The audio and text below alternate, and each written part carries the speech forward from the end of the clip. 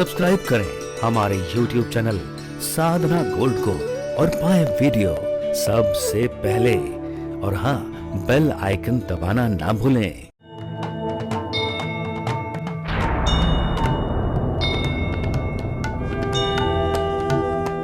एक राजा हैं जिनका नाम है उत्तानपाद।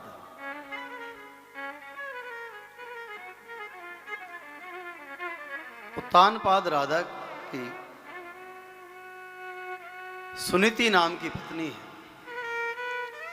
उत्तानपाद का अर्थ है जिसके पैर ऊपर की ओर हो और सर।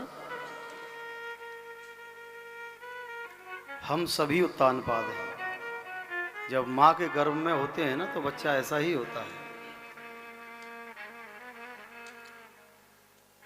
उत्तानपाद राजा के पत्नी है इनका नाम है सुनीति।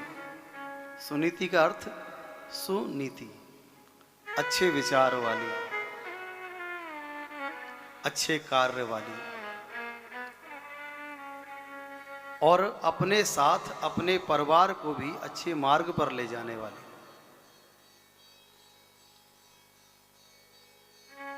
कई वर्ष व्यतीत हो गए लेकिन महाराज उत्तानपाद के कोई संतान नहीं।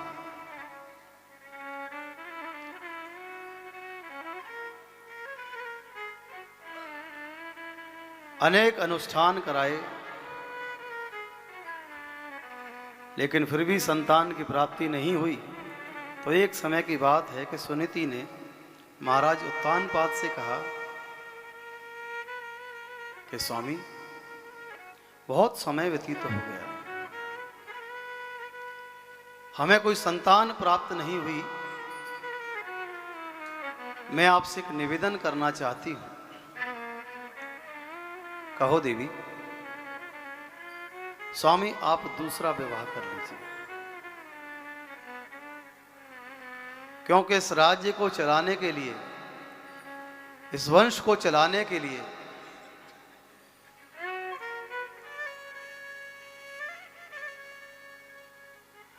एक संतान का होना आवश्यक है।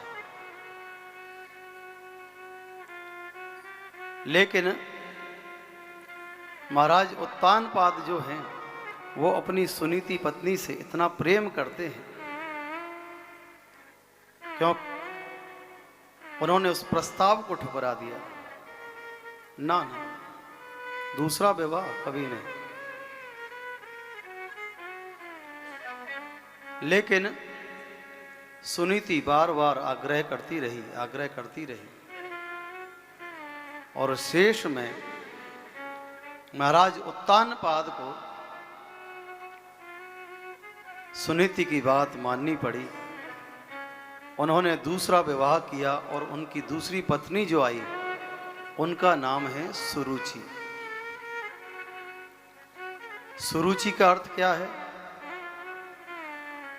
जिसे अपने अलावा कोई और अच्छा ना लगे।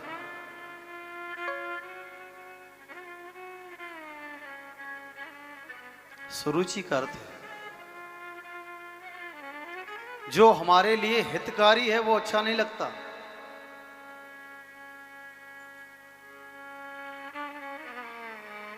जो हमें दृष्टि से दिखाई दे वो हमें अच्छा लगता है। जिसमें हमारी रुचि है, आवश्यक नहीं है कि वो अच्छा ही हो।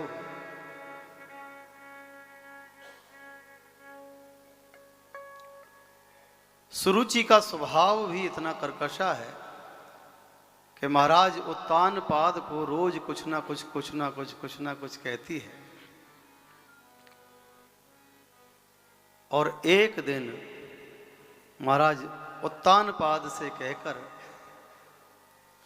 सुरुचि ने सुनीति के लिए वन में एक कुटिया बनवा दी कि अब से वहां रखो।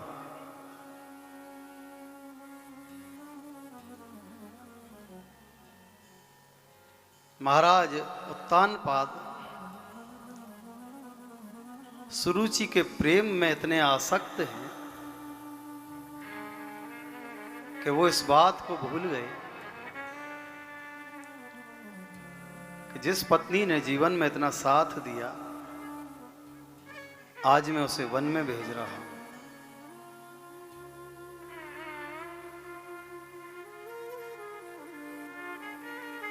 एक दिन जंगल में शिकार खेलने के लिए गए। वापस आते आते बहुत देर हो गई, तो जंगल में ही सुनीति की कुटिया में आज उत्तानपाद जी ठहर गए। सुबह हुई, वहां से आ गए अपने राजमहल में।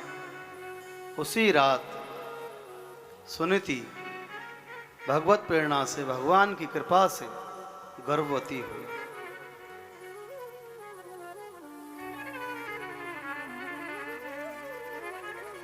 इधर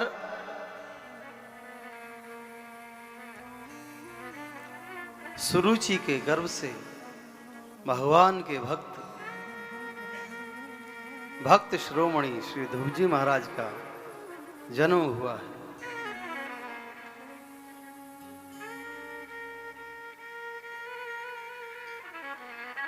बाल्य अवस्था से ही भगवान का नाम सुनना सबसे प्रिय है। देखिए, ऐसा नहीं है कि भगवान का नाम तभी प्रिय हो जब हम कथा सत्संग में बैठे हैं। जीव के पूर्व जन्म के संस्कार भी ऐसे होते हैं जो संस्कार प्रभु के श्री चरणों की ओर बार बार आकर्षित करते हैं। अन्यथा ये जीव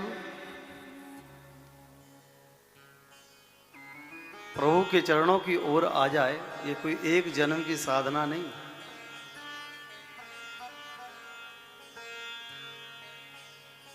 ये जन्म जन्मों की साधना है, और कौन से जन्म की साधना किस जन्म में जाकर फलीभूत होती है, ये भी नहीं पता।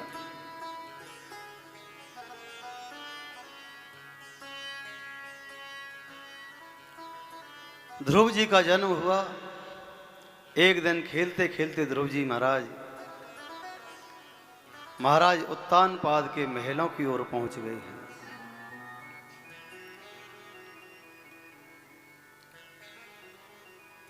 सामने देखा कि राज सिंहासन पर महाराज उत्तानपाद बैठे हुए हैं। पिता की गोद में बैठने का जो चाव होता है ना बालक को, जब बालक अपने पिता की गोद में बैठा हो ना, तो वो ये समझता है कि इस दुनिया का सबसे बड़ा राजा अगर कोई है तो मैं हूं।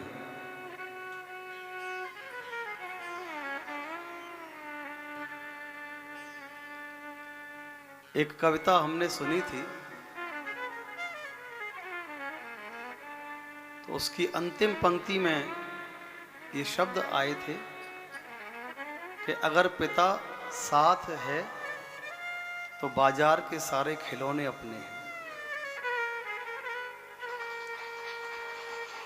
चाहे पिता के पास कुछ भी ना हो, बंद करो।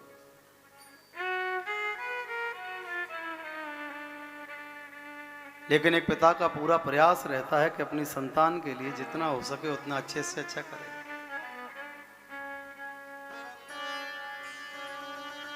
और कोई छोटा बालक अपने पिता के साथ किसी मेले में चला जाए तो उसे लगता है कि आज हमारे पिताजी से बड़ा राजा कोई नहीं, हम जो मांगेंगे वो दिला देंगे।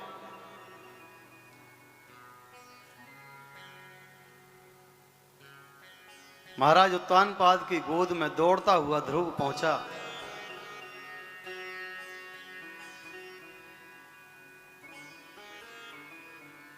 राजा ने उसे अपनी गोद में बिठा लिया और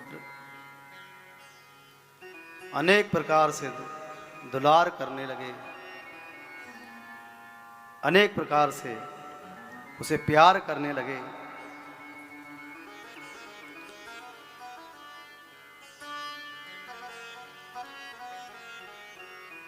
पिता की गोद में बैठे हुए ध्रुव जी को जैसे ही सुरुचि ने देखा, ओहो यहां तक आ गया, दौड़ती हुई आई है और उसका हाथ पकड़ा और ध्रुव जी को जोर से धक्का मारते हुए राजमहल के फर्श पर गिरा।